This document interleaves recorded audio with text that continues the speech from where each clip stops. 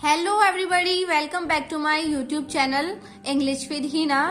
तो dear students, आज की क्लास में मैं आपको बताऊंगी कि आपको अपने बोर्ड एग्जाम में 4 लाइन की पोएम कैसे लिखकर आनी है।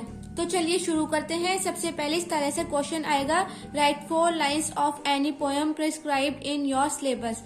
यानी किसी पोएम की 4 लाइन लिखिए जो आपके सिलेबस में दी गई हैं। Do not copy the lines given in this question paper. यानी कि जो इस क्वेश्चन पेपर में 4 लाइन्स दी गई हैं उन्हें कॉपी मत करिए, उनसे अलग आपको लिखकर आनी है। अगर आप उन्हीं 4 लाइन्स को कॉपी करते हैं तो आपके नंबर कट जाएंगे।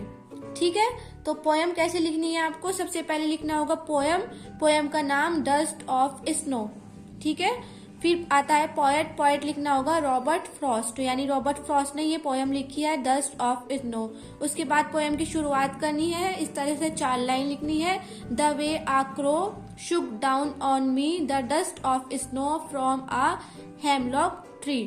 ठीक है, इस तरह से आपको 4 लाइन लिखकर आनी है। और पोएम लिखते हुए आपको ये ध्यान रखना है कि आपको ये जो फर्स्ट वर्ड है ये आपको कैपिटल लेटर में बनाना है।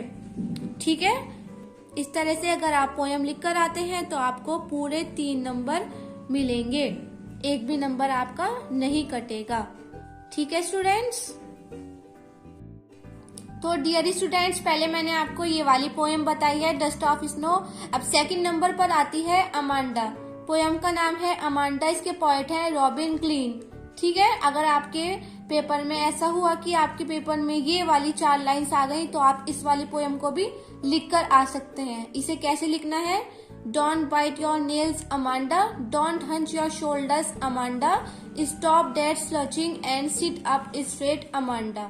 ठीक है, इस पोएम को लिखते हुए भी आपको ध्यान रखना है कि स्टार्टिंग में आपको कैपिटल लेटर बनाना है।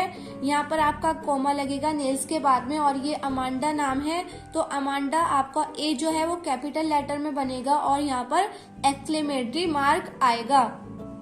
ठीक है स्टूडेंट्स, क्लियर हुआ आपको कि आपको कैसे लिखकर आनी है?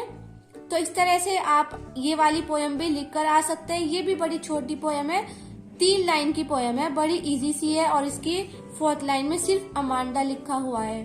तो ये भी बड़ी इजी सी पोएम है, इसको भी आप याद करिएगा और बड़ी आसानी से आप इसे अपने पेपर में लिखकर आ सकते हैं और आप इस पे पूरे 3 नंबर भी पा सकते हैं। ठीक है स्टूडेंट्स।